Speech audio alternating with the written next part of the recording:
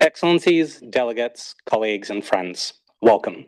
My name is Dmitry Grozobinski. I'm the Executive Director of the Geneva Trade Platform, and it is my honor and my privilege to welcome you to another Geneva Trade Week. For those who have not previously attended one of our trade weeks, the purpose, what we're trying to do here is really to enhance the experience of those in Geneva and those traveling to Geneva, as well as those watching at home of the WTO Public Forum Week. This is a week in which the whole world turns its attention to trade, and many people make the journey to Geneva, which my mother would call a bit of a schlep. And we want to make sure that while you're here, you get the most out of it. So this is our attempt to do that. And as always, we partner widely to do so. Specifically, we always partner with our friends at TESS, who are thought leaders on sustainability. And we wanted to begin this year with a rich program of sustainability and environment themed events. It would perhaps be fair to say that the trade agenda is more crowded than it's ever been. There is a huge amount of issues and pressing concerns that are vying for the attention of policymakers, policy thinkers, and for capital, both financial and political. But the planet we live on can't afford to take a back seat while we sort our mess out. And the decisions that we make today about our consumption, production, investment, and trade will affect the planet for generations to come. I hope the sustainability sessions that we have over the next 2 days help to enliven and enrich the trade and sustainability conversation and inform the critical discussions both here at the public forum as well as into the future. Before I hand you over to our MC for the day, let me briefly thank the teams at TESS who made today possible, my own team at the Geneva Trade platform, as well as the teams at the Graduate Institute, to IISD, who will be partnering with us for the second session, and to the student helpers who are working with us today. They are all charming and eminently employable, but if you decide to hire one, please wait until this week is over. We really need them for the next 4 days. So with that, let me hand you over to our wonderful moderator, Dr. Caroline Dier-Birkbeck, who is the founder and executive director of the Forum on Trade, Environment, and the SDGs that are known as TESS, our MC for the day. Caroline, the floor is yours. Thank you so much, Dimitri, for the introduction. It's always a great pleasure to partner with friends, colleagues at the Geneva Trade platform for this Geneva Trade Week day. I'm very happy to have this opening plenary, and that Dimitri and colleagues thought that the sustainability issues were sufficiently important that they warranted, again, an opening plenary here. And indeed, I guess you framed it brilliantly, Dimitri, that we're all very aware of the political and economic challenges before us at this time, but it is not a time to let sustainability issues have the back seat. The planet can't afford it, and our societies and peoples can't afford that either. So on behalf of TESS, Excellencies, distinguished guests, thank you so much for joining us. Today, our goal is to take the pulse on the trade and sustainability agenda, looking to where next for international cooperation.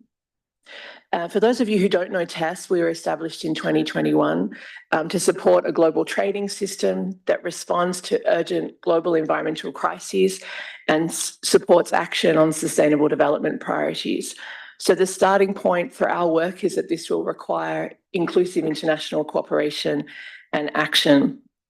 So with this in mind, we're pleased to be here today to take stock of progress and ways forward on fostering this urgently needed international cooperation. And we have to do so in a very particular context, recognizing the complexities of the current geopolitical and trade landscape. So at TESS, part of my job and our job is to be optimistic about the capacity for countries and stakeholders to work together, sometimes in huge leaps, sometimes incrementally. We can't afford to be pessimistic because we need to support countries and actors to continue to find ways to work together. So our job today is to match some of this optimism that's in our DNA at TESS with a reality check on what's really happening in the world and what that means for where success and progress is most likely. So with that in mind, I'm really delighted that we have such a broad, excellent group of speakers to join us today. We've asked them to focus on 3 questions. So first, what are the greatest trade-related challenges frustrating action to advance sustainable development? And what are the key trade-related needs arising from the impact of the triple environmental crisis? So those questions are really about why are we even talking about this? And then the second question is around the current political context. So where in this context do you see the greatest opportunities for trade cooperation to make a significant positive contribution? And here we can consider the range of possible processes and initiatives that one could imagine: bilateral, regional, plurilateral, and of course, here in the multilateral context as well. And so it's on the third question is really around this third element of the multilateral setting. So what kinds of progress and outcomes on sustainability can be envisaged at the WTO, including, for instance, in the context of the WTO reform process that is ongoing? So these are sort of the big questions facing us, but we thought it would be good to sort of take the pulse and see what people are thinking. I am very aware, even some of my panelists said this morning that they had a pessimistic outlook on this. As I said, I believe, dreaming is important, hope is important. Nothing in the world has changed without hope and without dreams and without optimism. What we also have to do is be very pragmatic, clever, and careful about how we think how best progress can be achieved, through what mechanisms, with what kinds of actors, and on different timeframes. What is clear to me, at least, is this is not a time to abandon international cooperation, no matter how hard it is. It's something that has always required a lot of work, day-to-day work. Just keeping countries in conversation is something in itself that we shouldn't underestimate the importance of. We see at present how fragile so much international cooperation is. So I would say it's a time for thinking harder about how do we reinvest and reinvigorate some of these processes while also recognizing the shortcomings that they face. So we have a pretty packed agenda. What I wanted to do first was hear from a quite diverse group of experts who can bring different regional perspectives and also substantive perspectives to this discussion. And I'm hoping they may provoke and spur some of our thinking here. And then we have a distinguished group of ambassadors, also with different regional perspectives, different climate vulnerabilities, for example, different trade circumstances, to offer their reflections on what they think is possible. I've asked all speakers to keep their remarks to sort of 5 or 6 minutes, and then we'll have a round of, hopefully time after them for a round of conversation among the various speakers. We won't have a live Q&A, but I encourage those of you who are following online, please do send comments and questions that we could incorporate into the discussion afterwards.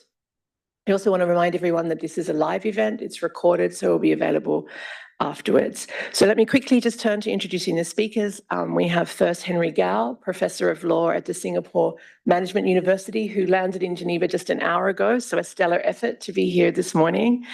We'll then have Valérie Picard, who is the Head of Trade at the International Chamber of Commerce.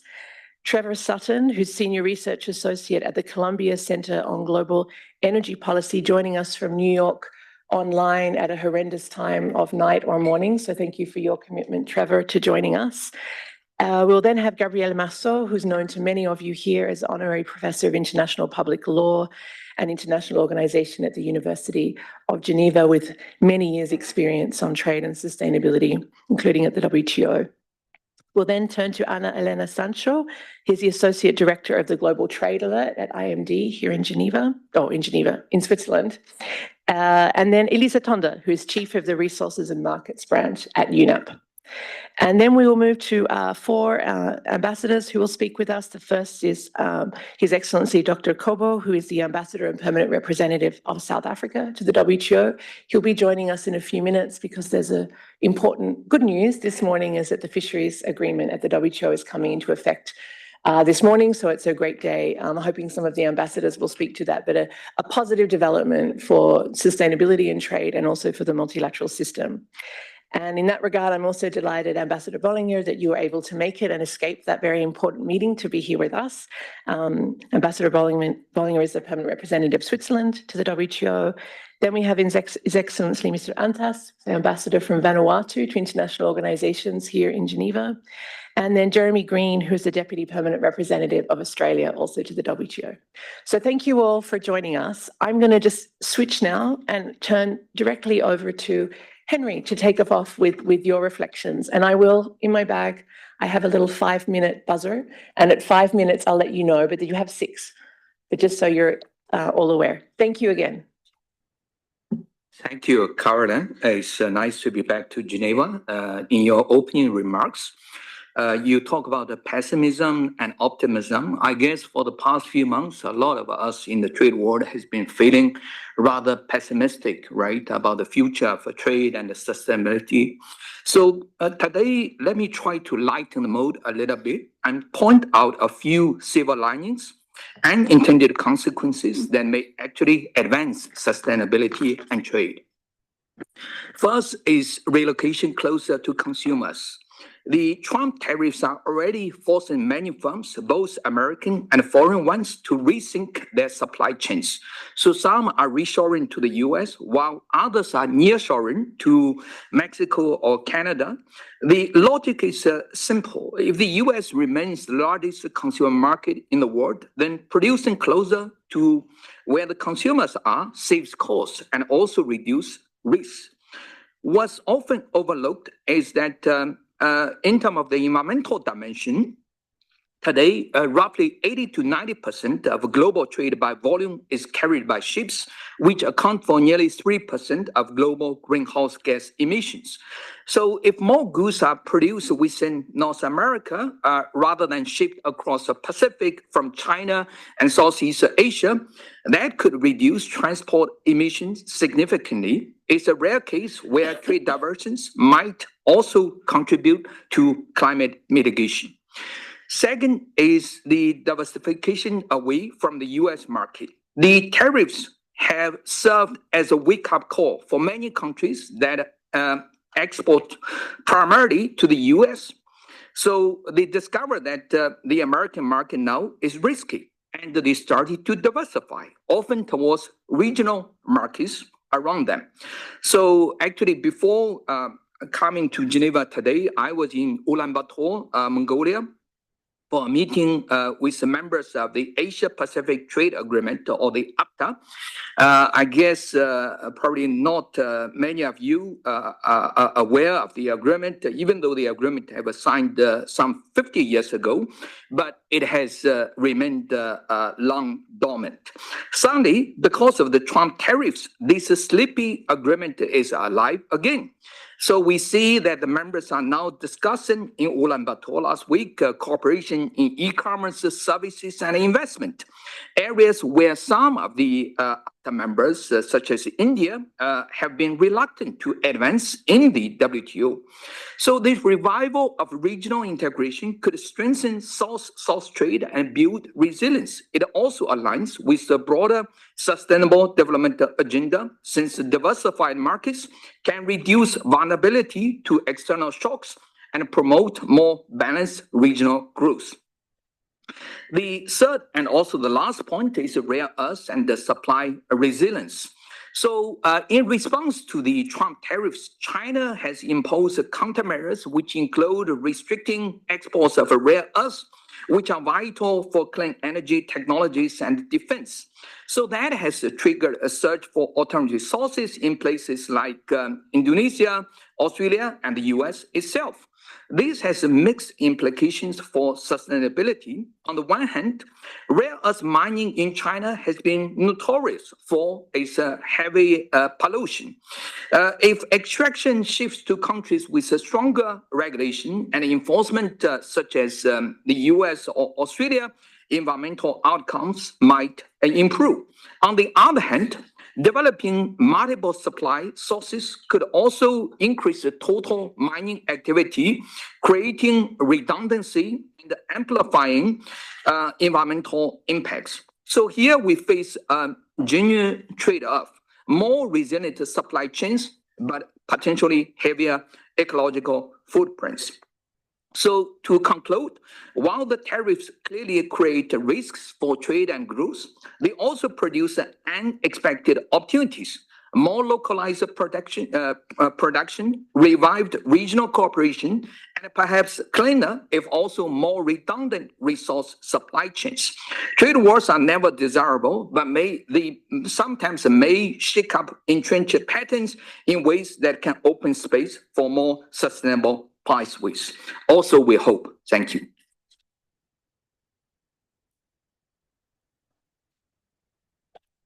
Thank you very much, Henry, for getting us off onto a good provocative start about where we can look for some silver linings in some of this trade uncertainty at present.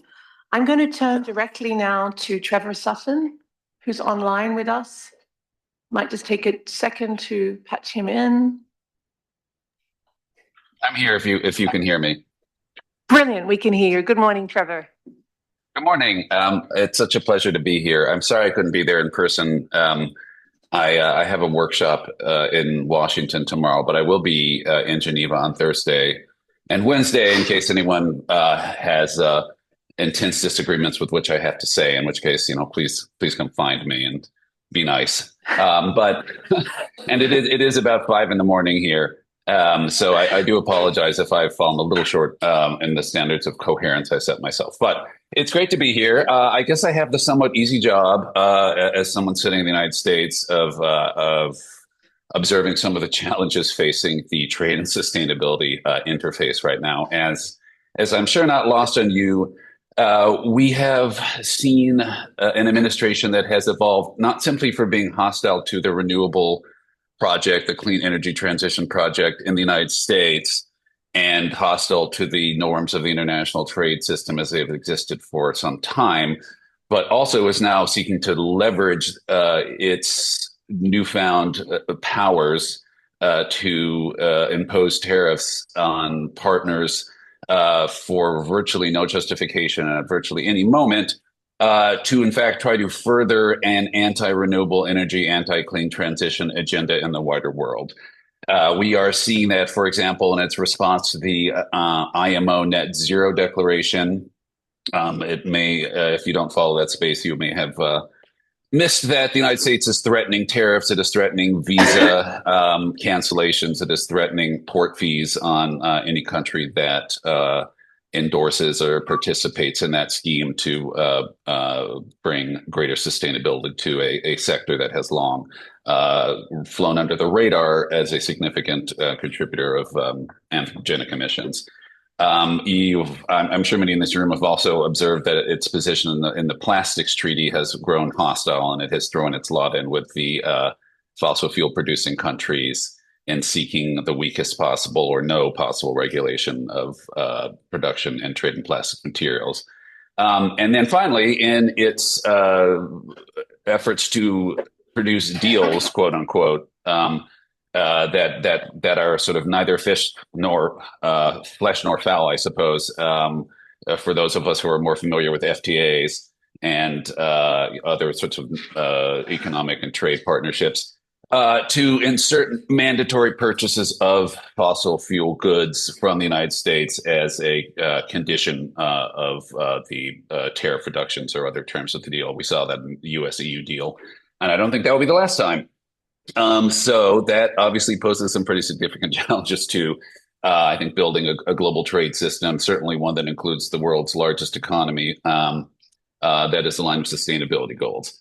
If there's a silver lining to be drawn with that, is that it's that it has prompted a very lively discussion on the center and on the left in the United States about what kind of trade policy we want to follow this. There are some folks that believe the word tariff will be a four-letter word by the time this administration leaves office, and are already making the case for a reversion to a more norms and rules-based approach to trade, albeit with a focus on plurilateral arrangements more than the WTO. And I think that's just a reflection of where the center of gravity is in these issues is in the U.S.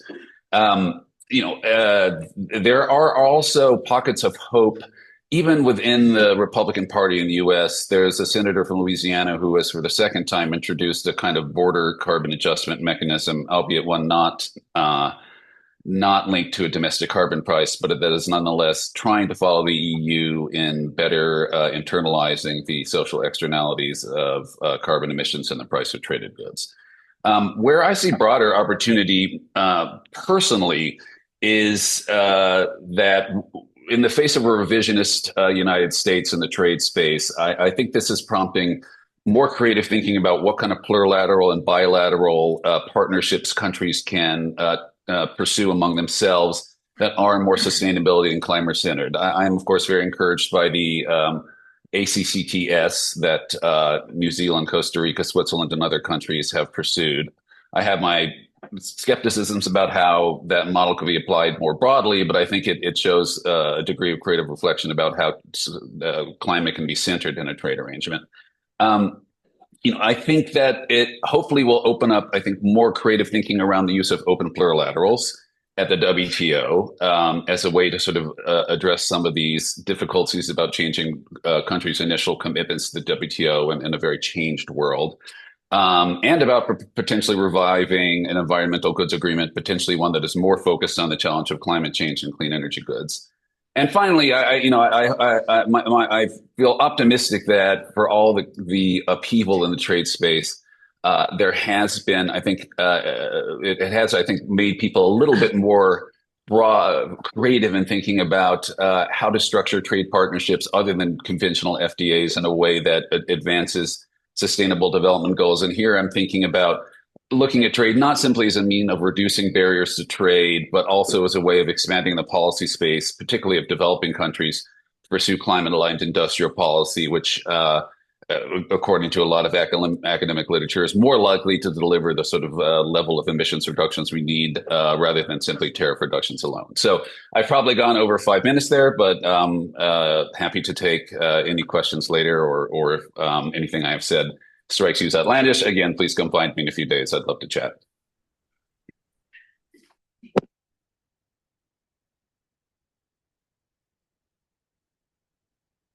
Sorry, very lucid for this early in the morning, Trevor. Thank you very much, and great to have perspective from someone who's really working closely in the United States to track these issues. That's always useful for those of us working in Geneva. So I'm now going to turn over to Gabrielle Marceau, who will offer her reflections. Thank you very much, Caroline, for inviting me here, and good morning, everyone. As you know, I left the WTO, I retired in March, so now I'm a bit more free to say what I want.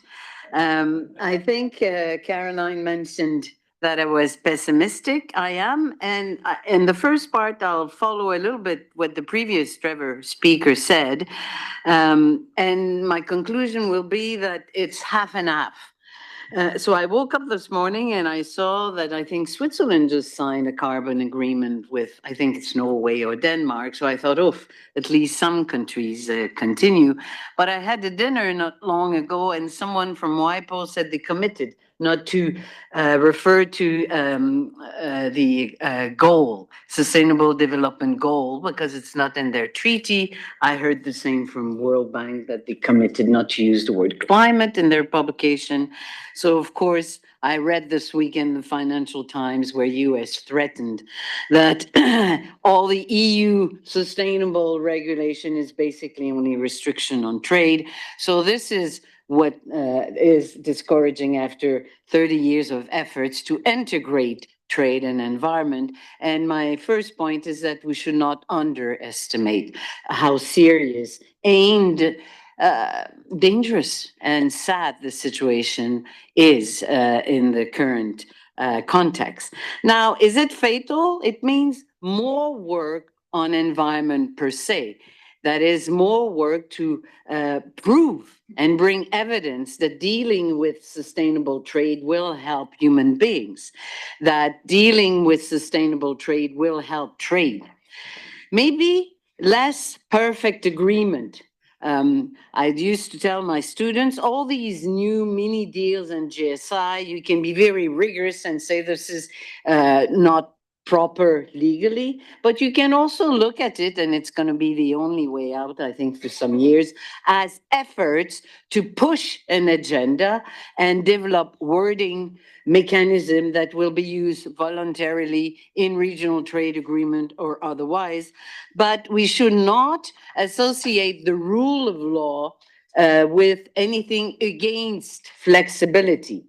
And the focus should be on pragmatic and flexible approach rather than perfectly sort of traditional legal instruments. Things are possible if we put less emphasis, and this will be my last comment, on, and it's funny because I'm a lawyer, on the law. What I think the focus should be is on efficacy, efficiency, and realization. So, for instance, in the context of just an example, dispute settlement, I suggested that we give up binding concept and we go for advisory opinion like the International Court of Justice does. Because in an advisory opinion, you don't massacre the law. The parties are not bound by it. They can set it aside, but the analysis remains correct. So instead of distorting and pretending there's no rule, what we need to look at is looking at the rule of law as a goal rather than absolute result. After Seattle, I remember when the DG at the time took us in the room W and told us not to cry too much. The world is not over after Seattle. Well, countries will not stop trading. We saw it during the pandemic. Trade is much more than import-export. It's also cross-border. And I remember when I was explaining to students that in Switzerland, 30 or 40% of the nurses come from outside, and they had developed those green passage. And I told them, this is trade. This is trade in services. And so we have to look at it from this perspective. Finally, thanks to those who work like crazy, not only the ambassadors here in the room, my previous DG, we saw fishery coming out. I encourage you to look at the text written, published by Froman, the previous USTR, a strong believer in trade, where he talks about the need to maintain cooperation, but loosen things. Because if you don't loosen, there's a risk that it explodes. Let's loosen it for a while, continue to develop thinking and improve narrative on evidence of the benefit of environment to save sustainable development. The great thing is that for WTO, sustainable development is in the preamble. It's there. So there's no argument, oh, this is in the UN, we don't want the UN. This is right in the center of WTO. Thank you.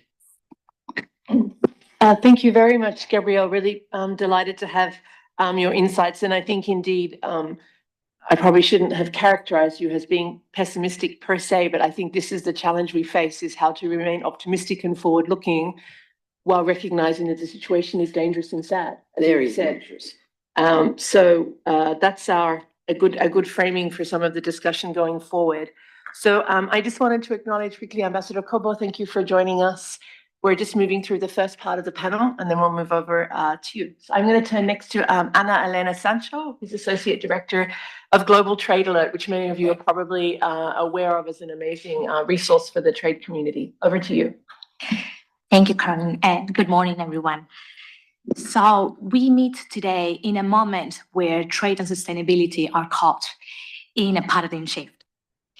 It was not long ago, in the aftermath of the COVID-19 pandemic, when we saw governments committing to their reindustrialization strategies to advancing on the decarbonization goals.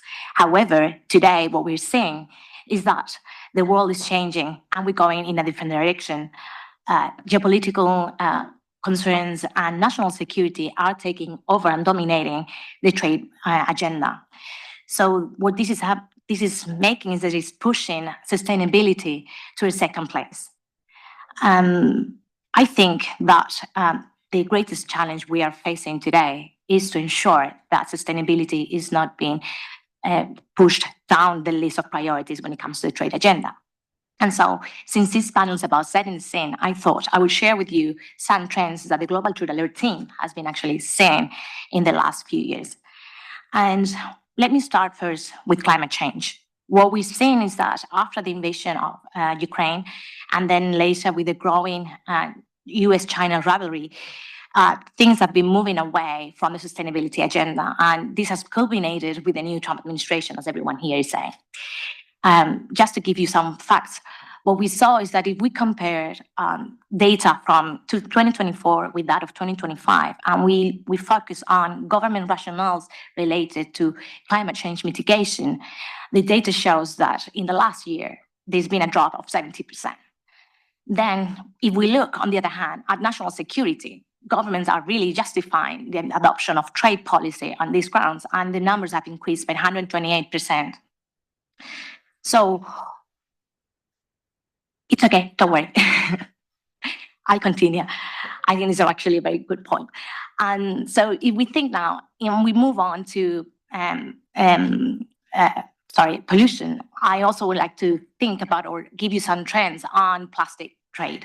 And also strikingly, what we found in the team is that 6 out of the top 13 exporters of plastics are actually giving subsidies to export for the community. And then at the same time, what we're seeing is that when it comes to domestic subsidies, we looked at the trend before the 5 years before the pandemic, and now we compare that with the data on the 5 years after the pandemic, we see that domestic subsidies to promote the production of plastics have increased by 128%.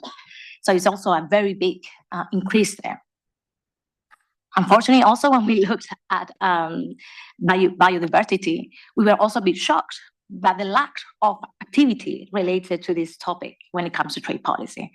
And so what we thought is that recent major policies are also very complex. We have, for instance, the EU deforestation regulation, which actually raises questions as to its feasibility and its cost for developing countries.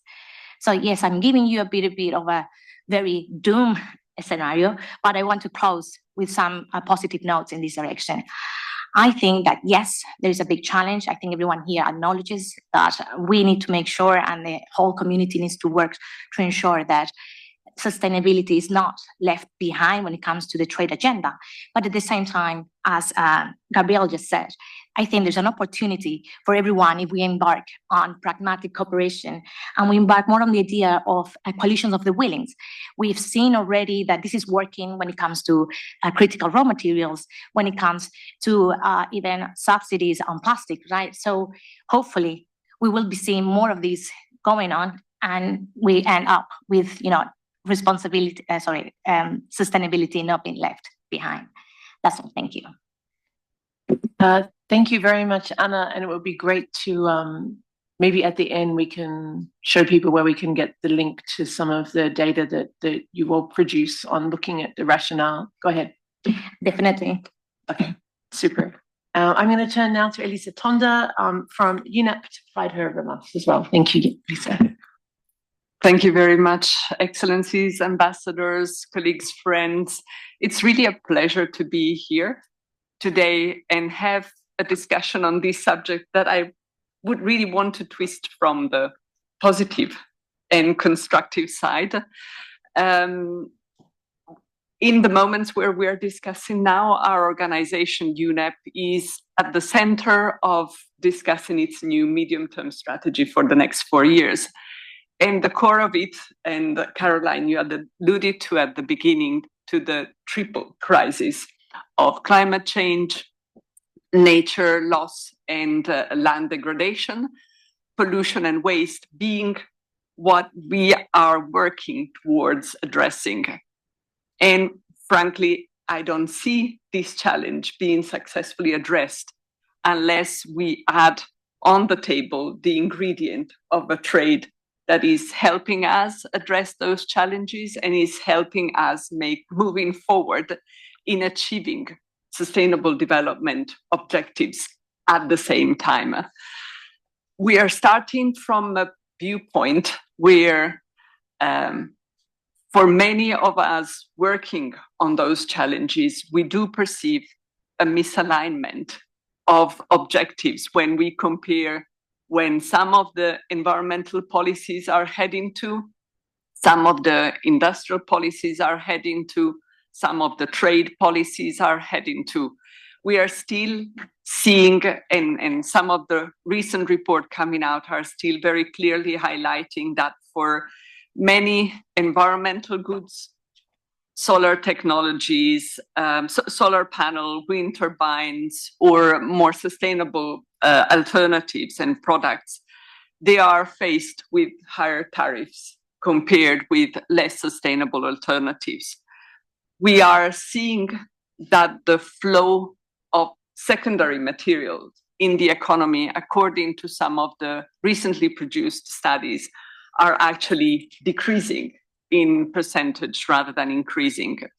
We are also frequently confronted when engaging with partners in countries with questions around the fact that being able to show and demonstrate meeting sustainability objectives is costly for enterprises.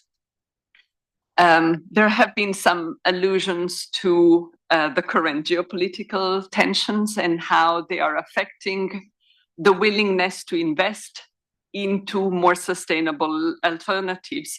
This comes also with a continued gap in capacity and infrastructures of some of the countries that would be keen and ready to move towards more sustainable products, to embark in that journey because they don't have the capacity to certify products, they don't have capacity to demonstrate they meet standards, they don't have access to technologies that would help them shift to greener and more sustainable.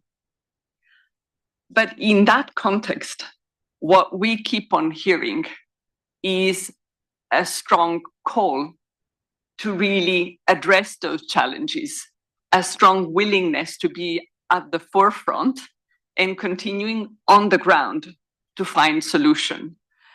What we are hearing as call, and that we believe can really be the center of our efforts, is how can we create clearer alignments with the environment objectives, be those framed in the Paris Agreement, in the biodiversity framework, in the global framework of chemicals, and the trade and industrial objectives. How can we, on the ground, experience those alignment of agreements in different sectors? So, Caroline, we are frequently approached on how can we bring that convergence, that alignment in sectors such as textile, where there's huge opportunity for sustainability and circularity that are currently not fully exploited, and where at time trade and circularity in the textile sector is actually seen as a challenge for the industrial development of countries. We are very much brought on the topic of this conversation when we're talking about critical energy transition minerals and how trade can create opportunities for those resource-rich countries to really take advantage of the benefit sharing across the entire system so that these helps them move forward in their industrial and their development objectives. We are confronted with similar questions on, again, on the ground, how can we make that happen across plastic value chains and show with evidence that there is a possible point of convergence between environment, economic objectives and trade objectives. So for me, the really core point is that trade should be the ingredient in the transformation of these that within UNEP we call high impact sector. I like more calling them as sectors where we can really achieve multiple benefits in the context of the transformation. Cooperation will be central, and I'm seeing in regional context a lot of efforts materializing. I've heard reference to what is happening in the Asian region. We are working very closely with countries in Latin America that are looking together at regional eco-labeling scheme to foster trade and exchanges within the region. But I think that one of the core efforts that we will need to do is to have a very strong narrative that will help us explain how meeting those environmental goals, those environmental objectives are good for businesses, are good for the economy, are good for employment, because these will help us advance a positive conversation of innovation and of opportunities. So in these context is really very much where we are looking forward to joining hands with partners such as yourself, Caroline, and your team, Dimitri and his team, to bring forward those positive messages and to bring forward those positive evidence. Caroline, let me hand it over to you. Thank you. Thank you very much, Elisa. Also, there was a nice bridge between what Gabrielle had said earlier about the importance of evidence in driving a focus on what's possible. And I think your spin a little away from impacts to more to what are the benefits or opportunities that could emerge out of these things. I mean, obviously, there's an opportunity cost to not acting, right? Which is also something that is not high enough in people's minds. So that brings us to the end of the panel part of our discussion. And so now I'm really excited to hear from our four government representatives here, some of their reflections. So just to remind ourselves, we heard quite a lot about the challenges at hand, the uncertainty of the trading landscape. One of my reflections is that at a time of uncertainty, we perhaps need even more leadership than in other, we talk about a shift in leadership or vacuums or movements in leadership. The question for me is, where will the leadership come from governments who care about sustainability and ensuring that this remains central to the trade agenda? And here, I think at TESS, we're very much interested in all three of those dimensions of sustainability. So the environment, the social, and then economic, as reflected in the preamble, the WHO agreement. So that's a question, I guess, back to our ambassadors here, is what can we do to keep these issues at the forefront of government's mind at a time that's very, very complex and hopefully what could be done in the WTO context as well. So I'm going to start with His Excellency Dr. Kobo, Ambassador and Permanent Representative of South Africa to the WTO. Thank you for joining us. Sure, thanks, Carolina, and to every participant. I was just still trying to catch my breath, and I'm sorry I came in late. You're quite right. A number of, at least those that I've listened to, have alluded to some of the challenges that we all face in the global environment, largely due to the rise in restrictive trade measures and increasingly the use of industrial policy measures with growth in subsidies that go into areas that are likely to have a spillover effects on other countries, developing countries, likely to have a negative environment, a negative effect rather on environment, especially if you look at fuel subsidies. Some of the work undertaken by credible international organizations such as your OECD have shown that governments, especially around 2022, the figure, one figure I saw in the OECD suggests that about 1.5 trillion US dollars is the amount governments have paid to these subsidies to support fossil fuel subsidies. Now, I mean, these are big numbers, and when you're confronted with big numbers, it kind of numbs at times the normative nerve, because behind these numbers you have activities that are reversing some of the work done to promote sustainability, and you also affect at the same time the economic, socio-economic interests of other countries. So these are not neutral. These are very these have effect. Now, I think someone said, I don't know whether it was, I think it was Gabriel mentioned that the WTO already in its institutional architecture has an inbuilt commitment to sustainable development, and this is very clear in the preamble of the WTO. It's very emphatic, but also it does make a point that due regard should be given to different levels of development of different countries. So we've got to keep this in mind that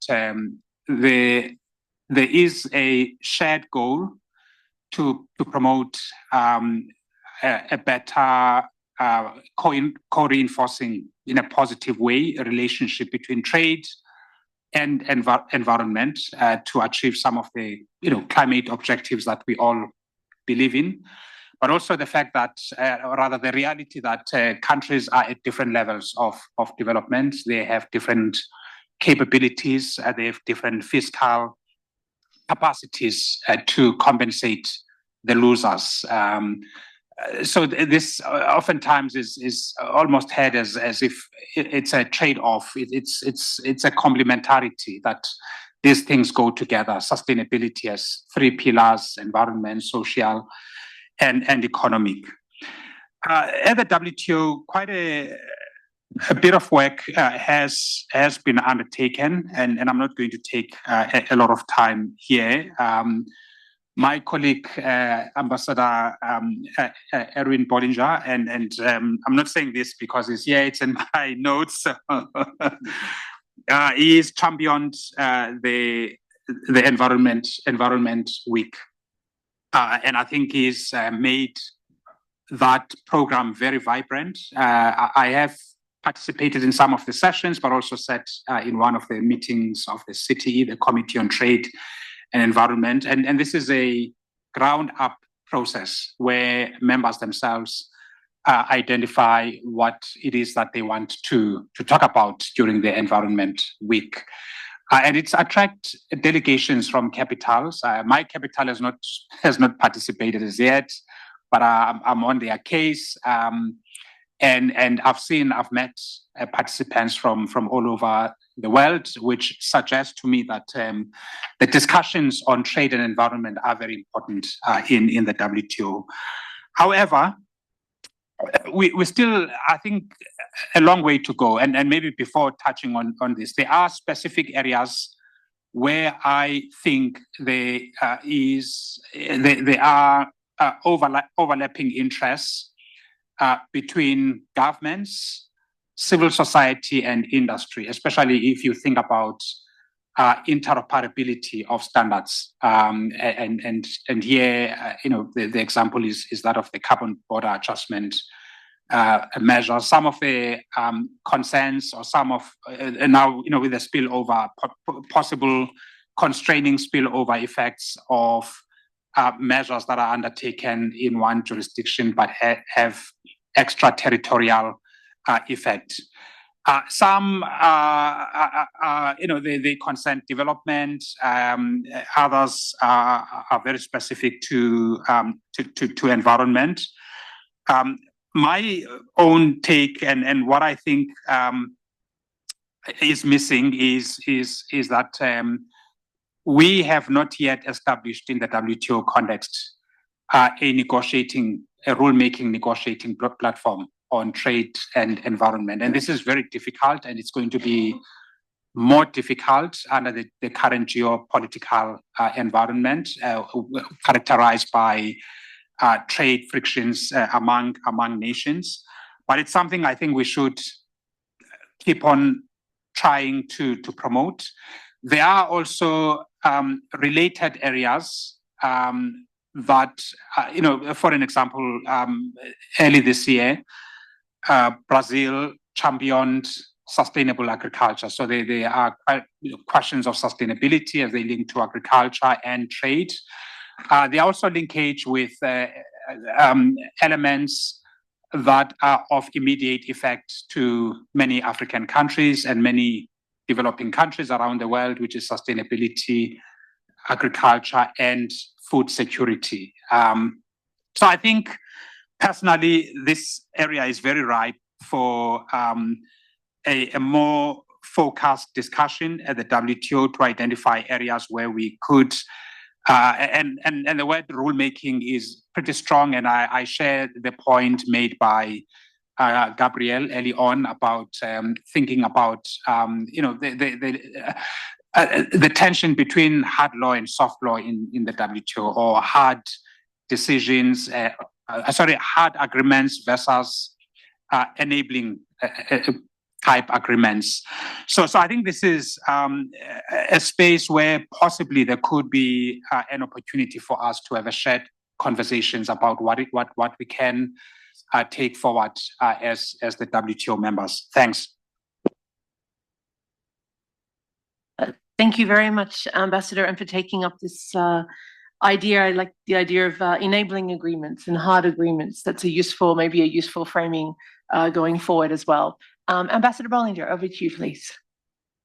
Well, thank you very much. I would like to thank TESS and the Geneva Trade Platform for having organized this important event at the start of the Geneva Trade Week. I think it's a very good start after we, as has been mentioned by some others, we already had a good start with the entry into force ceremony this morning on the Fish 1 agreement, which is a milestone agreement, and maybe also, hopefully, could also be something like a turning point, showing that WTO members are able to agree and to conclude agreements that also go beyond purely trade issues, as we have seen in Fish 1, just to mention that. And thank you very much for the roundtable with experts. I really was listening carefully to all of you and took some notes, because I believe it's important that we exchange not only among governments, but also with experts from different organizations and with different backgrounds. Now, to come back to the questions, the guiding questions that you put on paper, to start with the first question, I think it's, in my view, difficult to pinpoint which trade-related challenges are preventing us from advancing in the promotion of sustainable development, especially as members, and we heard that before, and countries have different interests and different needs that lead them to take different positions, and these positions are sometimes also very difficult to reconcile. We also heard from my good friend Ambassador Kobo that we also have tendencies. We had recently unilateral trade measures, sometimes also in guise of environmental objectives, then also call for policy space, and then also the competition for rare minerals and other things, just to mention a few, that makes it difficult. We have an ongoing fragmentation of the global trade order, which all lead to a situation that makes it difficult to agree easily to something. As mentioned, the world has unfortunately changed compared to only a couple of years ago, and members' ambitions are put under great pressure by the current geopolitical context. Let's be frank, we all are forced to reassess our priorities in these challenging times, and we see that also back home, that certain questions are being put on the back burner, and more urgent questions are at the forefront. But we all agree that trade must be part of the solution, and I also would mention, in my view, that the biggest challenge maybe is that we cannot stay in inaction. We have to be active, because if we don't move, that maybe is the biggest threat that we are not active in fields and areas that are important also for next generations and for the continuation of trade, but also of aspects that go beyond trade. Now, we all agree that trade must be part of the solution for the triple environmental crisis. This forces us to show readiness to tackle the problems caused by trade and not look away, pretending that there's nothing that we can do. In my opinion, trade cooperation will be more important than ever, because it can help us to understand the divergent needs that I mentioned at the outset and draw inspiration from each other to adopt the best possible climate measures. In other words, these challenging times require us to be pragmatic and to work together. And as I mentioned before, and some others mentioned also, we need this exchange with the outside world. We should do that more often. And we are, especially Switzerland, also we are doing that at home. And we believe that this has to be done even more frequently in the context of the WTO as well. In this context, the space for dialogue and deliberation, as we have it here in TESS, between different groups and breaking down silos is important and crucial. From a climate angle, there's rising attention on trade in successive COPs. We saw that at the last COPs, and I also understand that under Brazilian COP presidency, COP 30, it seems that trade is also a focus, the intersection of trade and climate change at COP 30. There will be a meeting with the COP 30 presidency this week, and we will certainly hear more during this public forum. At the same time, from the trade angle in Geneva, we have a strong engagement and interest of WTO members on climate issues. And there I get to where I come from, namely as chairman of the WTO Committee on Trade and Environment. We have looked into different topics. We had a lot of members' engagements, a lot of papers during the last 2 years. I've been now chairing this committee for the last 1.5 years. I'm very happy to do so, and I see an engagement despite the difficult situation.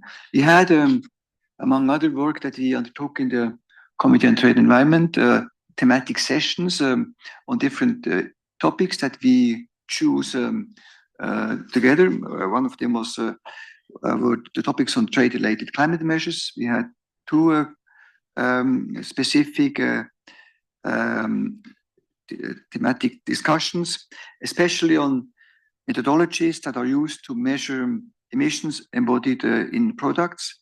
This sounds very technical, but it turns to be a major pain for businesses, and sometimes and it's important that we find a common solution to work on these issues. There's a great deal of fragmentation between countries and regions in climate measures affecting trade, and at the root of these frictions are often different and incompatible ways of counting greenhouse gas emissions. So we are looking at that without creating new rules, but to see whether we can have a common understanding of these trade-related climate measures, and also maybe look at best practices just to help members to come along with these issues. Other topics that we have engaged, there was a thematic session on technology transfer related to trade and environment. We held fruitful discussions in April, got a lot of insights, case studies, and there will be more work if members wish so. So as always, the ball is in the field of the members. And then to mention the third topic that we chose to go into more depth is discussion around sustainable agriculture. We will build on what has been discussed, and that's a happy coincidence that we discussed under Brazilian leadership in the General Council at a thematic session that is scheduled in November on what can be done without duplicating work in the field of sustainable agriculture. This afternoon, I will have a meeting with the two moderators from Barbados and the United Kingdom to see how they want to plan this event. They already were in contact with members since July. Maybe also taking now at the end of my short intervention, a slightly larger view. I think it's also important that we look at possibilities to be able to integrate agreements, integrate rules that we have decided into the WTO framework. I think of the investment facilitation agreement, which might also have an influence on investments for environmental to look for at the environmental objectives. But that could also be the case if we find a solution how to integrate these trilateral agreements into the WTO to look at the agreements that also include environmental aspects. And there are some that we are working within the different initiatives at the WTO. Thank you very much again for giving me the floor. Thank you very much, Ambassador, for that review, and also for providing an insight into the work that you're leading and overseeing in the context of the Committee on Trade and Environment. So I'm now going to turn over to Ambassador Santas, who's the permanent representative of Vanuatu to international organizations here in Geneva. And I was as I was about to introduce you, I was reminded that Ambassador Bollinger mentioned that for many countries, they're moving to more what they may consider to be more urgent questions. But we also face the reality that for many of the world's most vulnerable, climate vulnerable countries, including SIDS and many, many LDCs and many parts of a whole range of developing and developed countries, these are urgent issues. The climate crisis poses direct impacts on economic and social welfare. And so it's highly consequential, as is nature loss and so on, to the long run prospects of economies. So hoping that you might be able to shed insight on how you see this from your national perspective. Thank you, Karen, and good morning, good afternoon already to colleagues and friends. We are sitting here in this room, all having the same objectives, wanting to speak for our environment of the world. Those of us who were involved in the plastics negotiations last month, and also we read last week or 2 weeks ago that the United States has announced that those who are voting for the measures on fossil fuels used in the maritime industry may be punished for their voting for that particular resolution.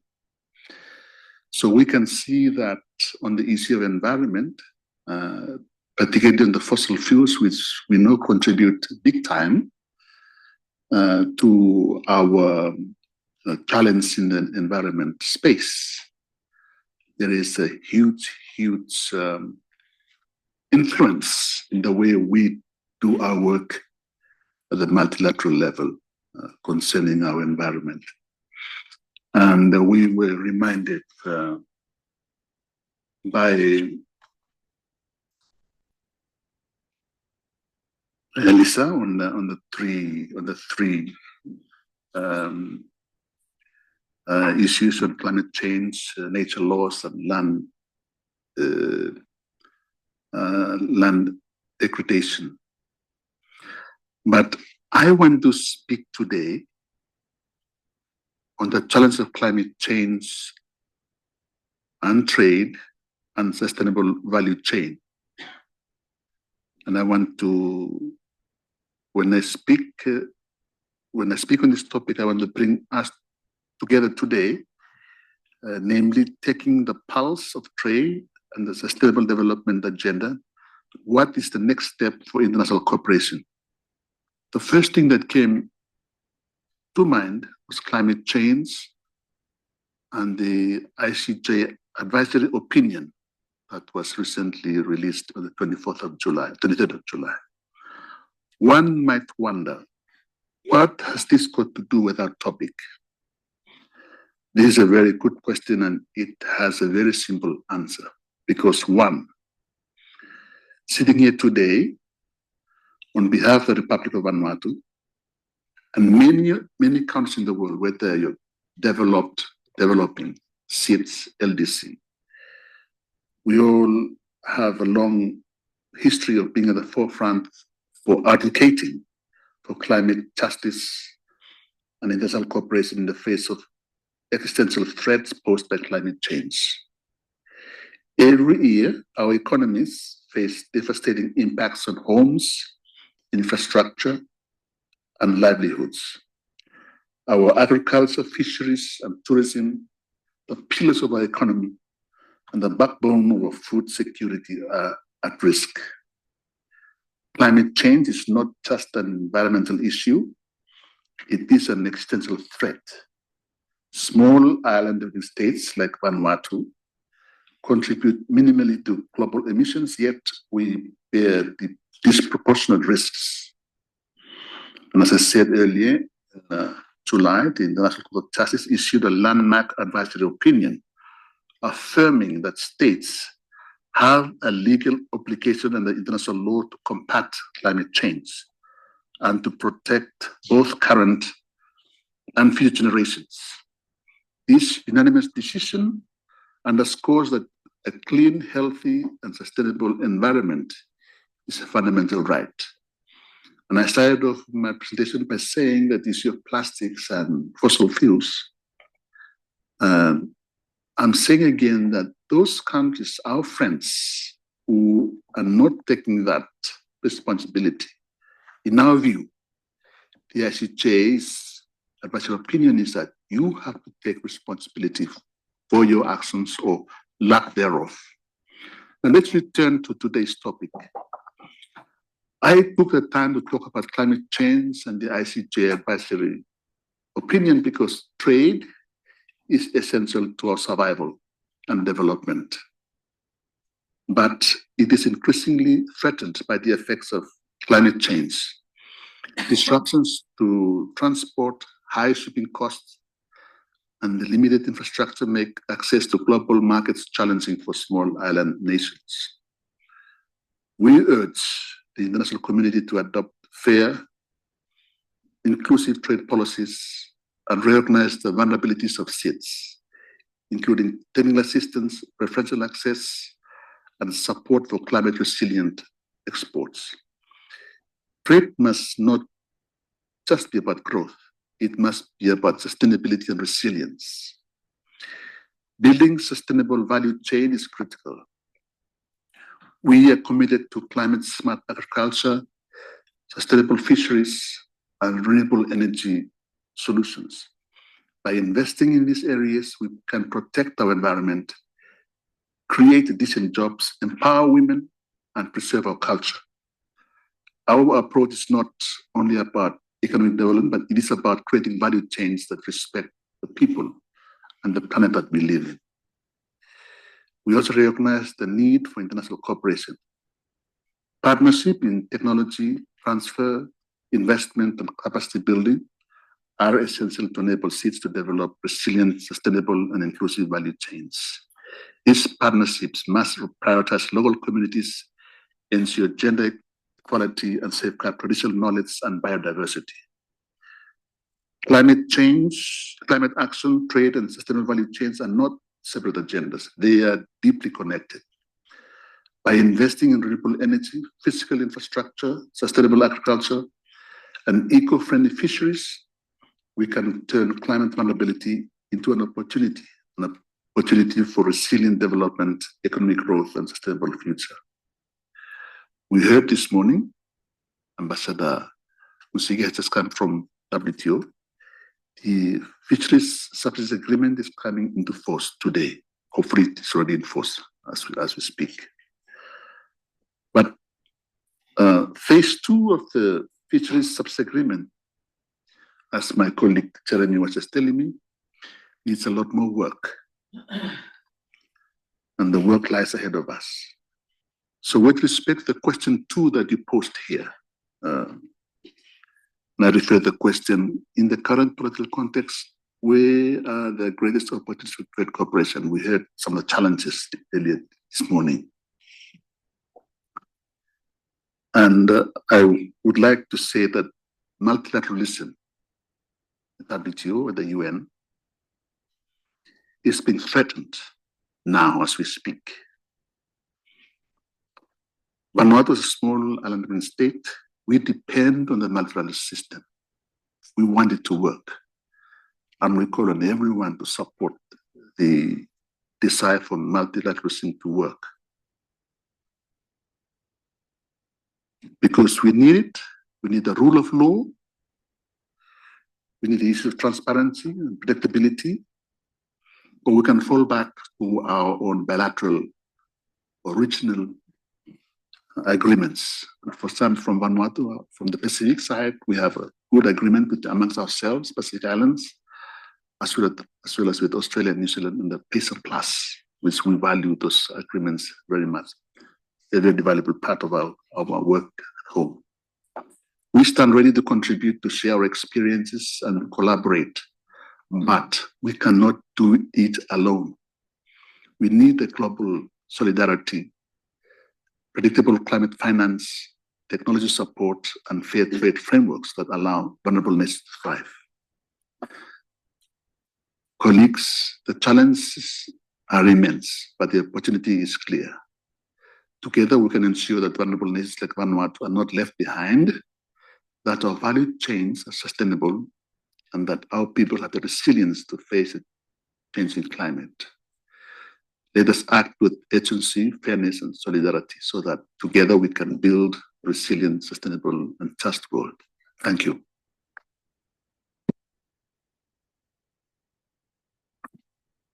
Thank you very much, Ambassador Antas, also for reflecting on the relevance of the recent ICJ advisory opinion. I think that's something that's useful for many in the trade community to explore and understand more about what that says and what that means for international cooperation on these topics, and also for underlining the importance of climate resilient development as part of this wider discussion around trade and sustainability.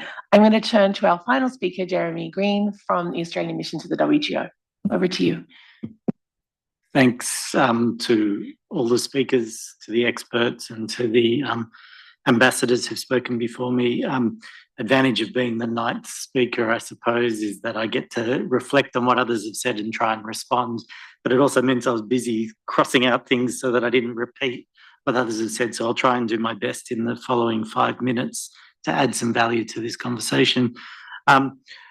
I wanted to make the point at the outset that for Australia, working with the Pacific is of high priority in terms of addressing the impacts, in particular, of climate change.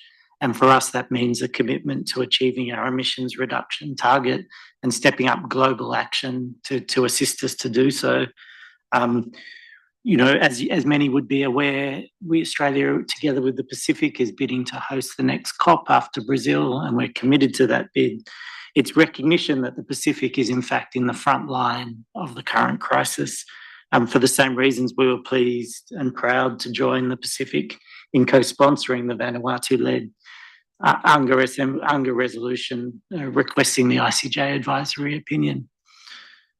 But what does that all mean in practice? I mean, from Australia's perspective, prospects for strong ambition in terms of climate reduction mitigation globally depends on how we frame it.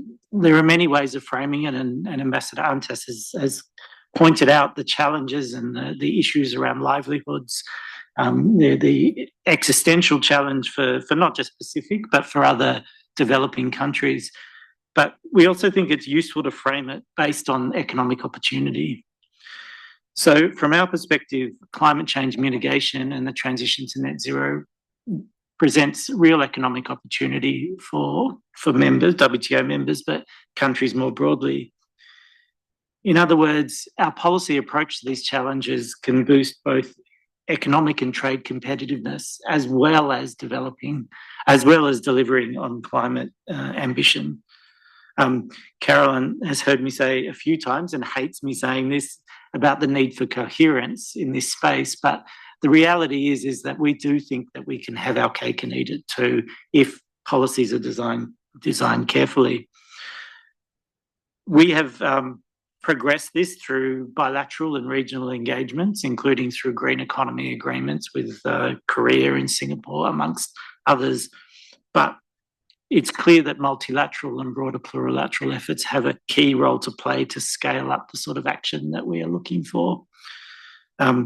Whilst we would love to see rules, and Australia is normally at the forefront of pushing for ambition here at the WTO and other places, we do think that climate action is urgent. And so there are places to start that are somewhat less than rules. We only saw this morning, as great as it was to see the fisheries subsidies agreement enter into force, as people know, that's been a 20+ year process. And as Ambassador Antas said, the work doesn't stop there. There's a critical extra part dealing with disciplines on overcapacity and overfishing that we need to get to. So developing rules is critical, but it's also, we have to recognise that there's a time frame involved for climate action. From our perspective, the WTO can play a role in delivering on agreed outcomes, on transparency, cooperation and regulatory coherence, the sort of soft law guidelines that Gabrielle and that Ambassador Cobo referred to. Things that would help businesses in the first instance, including MSMEs, navigate complex markets, regulatory policies, net zero targets.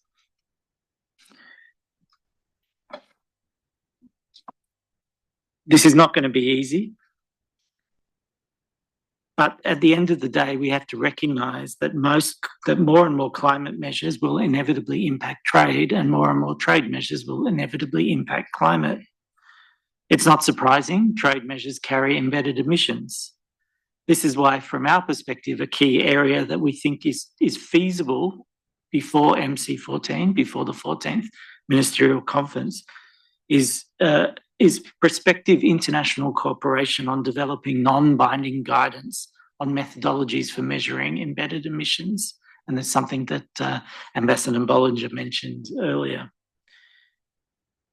If I can just at the end also reference one other point where we think international work, and particularly at the WTO, is critical, and that is around the issue of subsidies that has been raised by a number of speakers.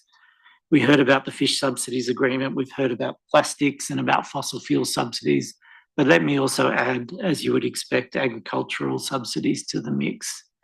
There is a significant amount of research from the FAO, OECD and others about the impact of trade distorting agricultural support and the fact that it accelerates environmental harm and increases greenhouse gas emissions. So from our perspective, agricultural trade reform is also critical in terms of meeting both environmental subsidies, so sustainability, and the sustainable development needs of members. Thanks.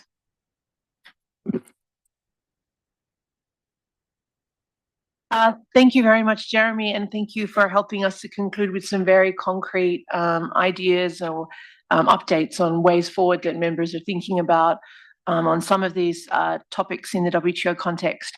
So I'm blessed with having 9 speakers and 9 minutes to go. So I'm going to go in reverse and ask each of the speakers, starting with Henry, just if you could give your one reflection on a point of light that you would take from this discussion about a way forward that maybe you didn't have before you came in, or a great reflection that a colleague has made where say, yes, this is something that we can and could work on going forward. Over to you first, Henry, and we just have like a minute each. Sure. I think I was surprised to find that today the atmosphere is more amicable than I initially thought, because, taking back to Gabrielle's earlier point about, soft agreements about all these GSIs, being from outside of Geneva, I always hear about a confrontation, on some of these issues, right? But today, I think the atmosphere that I can feel is actually quite positive. It looks like everybody's willing to work together. I don't know whether that has something to do with the environment we are in, the fact that we all face one common threat, the US, right, in such a way, in a certain way. So, but I think the feeling I get is very positive. Thank you. I'm sorry, over to you, Trevor, where it must be almost breakfast time in New York. Almost.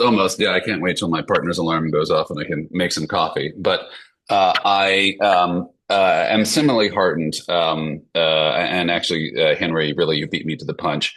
I've actually been tremendously encouraged by the level of resourcefulness that I'm hearing in this room, and also in my conversations with non-US actors in the space about the need to be creative, the need to be flexible, and the continual recognition that trade has to be part of the solution to building a sustainable future and meeting the existential challenge of climate crisis. I think there is increasing recognition that we're going to need to pursue this along multiple fronts simultaneously.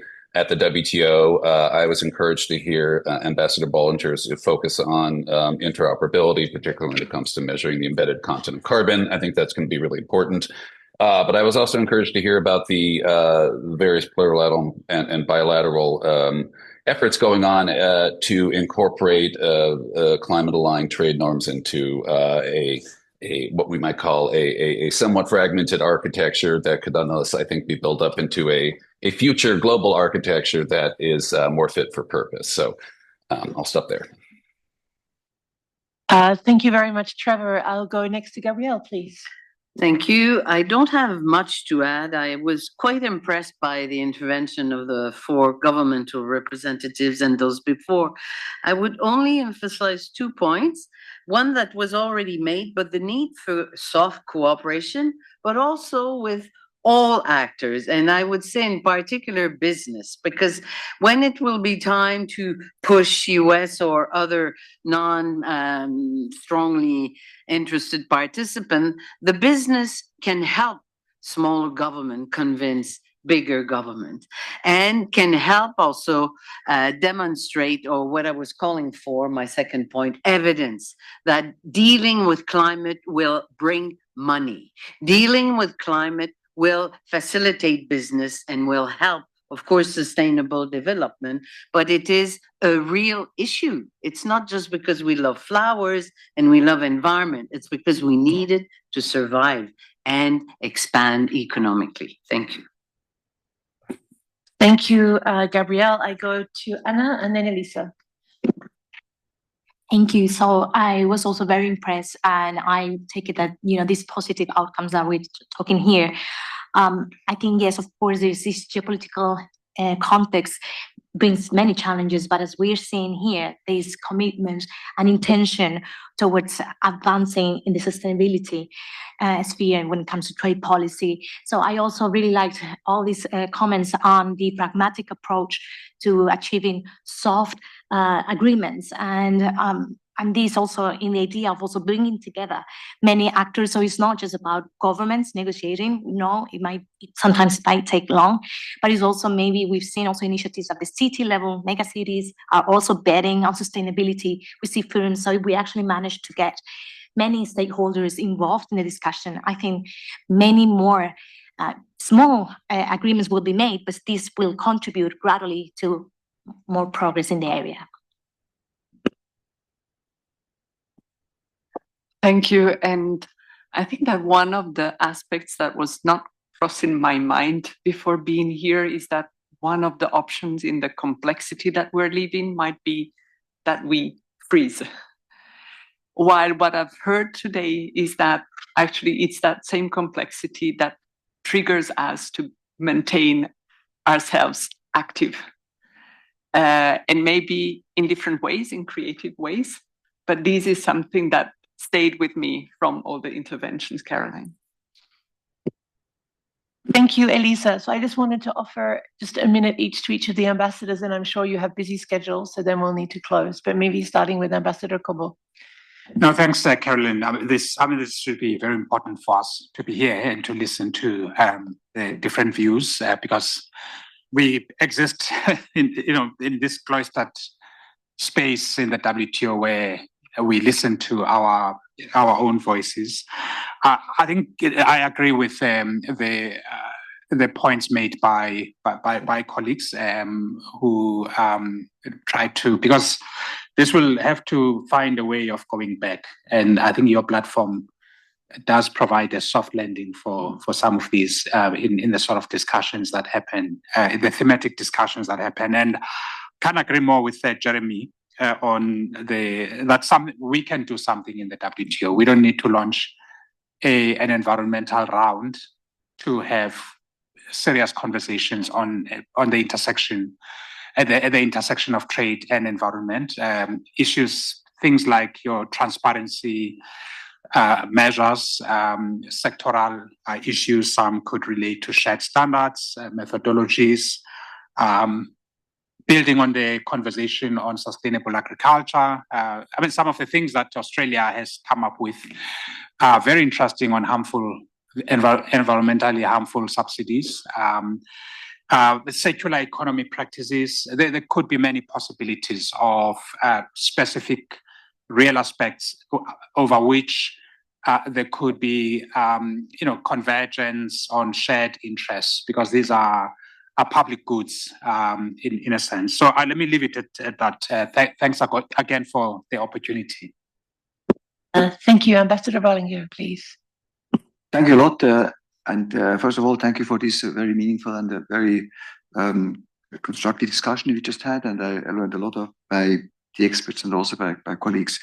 My takeaways, I would say, are on the one side, there's an urgency that we act, but there's also willingness. We have to focus on what is possible, and one solution or one possibility would be to look into soft law solutions, more cooperative solutions. I also believe that we have to talk and exchange with not only with the like-minded, but also with those that are not always like-minded, because otherwise we'll not be able to find solutions. And everybody has his point of view, which is absolutely for him or herself the point of his departure, and we have to understand that. Then I also believe that there are trade opportunities. Also, if you look into environmental challenges, there are opportunities for businesses, for members, and we have to seize them. And that's important that we carve them out and we seize them. And just to react on Gabriel's remark, we all like, of course, plants, but also animals. And of course, joke aside, we have to look also into the sustainability for humankind as well, because it's something that we need to be able to continue on this planet. Then we have to act, and we have to act on all sides, including on the trade side. Thank you. Thank you, Ambassador. Over to you, Ambassador Antas, please. Thank you. So 3 issues. One, I would like to thank the experts who've given us a lot of information. I'm blessed by listening to the views that have been expressed and to my colleague ambassadors as well. And in Geneva, it's a lot of resource persons here.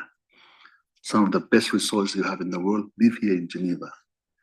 So I am blessed every time I listen to conversations like this. Thank you very much for that. Secondly, with respect to the geopolitical issues, there's always changes. I think next month, 2 months' time, things will have changed. There are lots of variables in the geopolitical arena. So how we meet them is a challenge that we all have to deal with. And thirdly, on the issue of the COP that Australia is pushing to host, as part of the Australian Pacific hosting the COP, we hope that those countries will support our bid from the Pacific and Australia. Thank you very much. Thank you. You have the last word, Jeremy. Double last, thank you. I mean, I just want to say thank you to everybody and to say that, effectively those of us who are supporters of the multilateral system, and I count the people in this room as that, recognise the fact that the WTO is pivotal to addressing some of these challenges. It's important for the WTO, but it's also important more broadly. If we don't have the WTO playing a strong role, then we risk a fragmented approach to climate change, which will sort of undermine the rules-based trading system, but will also undermine global efforts to address climate change. So it's a virtuous circle, but it also represents a sort of Damocles that hanging over our head if we don't get it right. Thanks. Super. Thank you very much, Jeremy. So just before we close, I wanted to ask you all to thank all of our speakers for having joined us today and for their excellent remarks. I think it's been a great opening to Geneva Trade Week. And I have to say that I am very struck in our work at TESS every day by how it is we can navigate these tremendously complex, tense political times. Geopolitics are tough, the economic interests are challenging. We know, meanwhile, that the planet is facing a set of enormous crises that affect all of our welfare, economic welfare, and communities over the long run. So I think today, without trying to summarize a very broad-ranging conversation, what we have heard is that governments and stakeholders are continuing their work. They're continuing to move. Trying to find ways to cooperate internationally is the core business of international cooperation. It's the daily business of keeping on trying. And we may not always be able to run or walk, but we can keep moving. And I think that's what we have to me, that's a tremendously optimistic message from today, is the commitment that the issues still matter, that the purpose of this multilateralism still matters, that the purpose of tackling sustainability issues in all of their 3 dimensions still matters, that we have to find shared interests. We have to find ways to keep on cooperating, and that there's an interest in doing so. That's a tremendously positive message from today's discussion that is not the one would normally get in the news. And I think we have a responsibility to take that story forward while recognizing that, of course, you open the newspaper in the morning and it doesn't look good. But our job is to look forward. And so I'm really excited to have such fantastic colleagues as all of you who are allies in that journey. And wanted to thank you again for taking the time. My colleagues at TESS will be unhappy with me if I don't remind you all that this afternoon we have a roundtable on what's next for international cooperation on sustainable agriculture and trade, which is one of the issues raised today. Our colleagues at ISD have a session this afternoon on trade and industrial policy and sustainability.